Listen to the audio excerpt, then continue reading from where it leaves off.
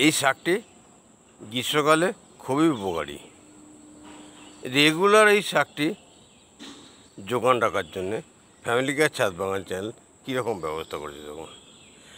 এই গাছটি বারবার কাটলে বারবার বাড়ে। এখান থেকে দুবার কাটা হয়েছে, আবার তিনবার কাটতে হয়ে গেছে। এবার ঠিক গাছটি যখন কাটা হবে তারপরেই যোগান রাখার জন্যে অন্য গ্রো ব্যাগে আবার ছোটো গাছ রেডি হয়েছে।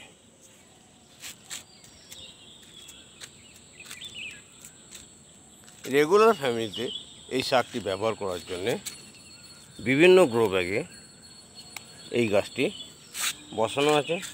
তাহলে এটি কাটা হবে, এগুলো বড় হয়ে উঠবে, তাহলে রেগুলার এই সবজিগুলো ফ্যামিলি কেয়ার ছাদ বাগান থেকে পাওয়া যাবে।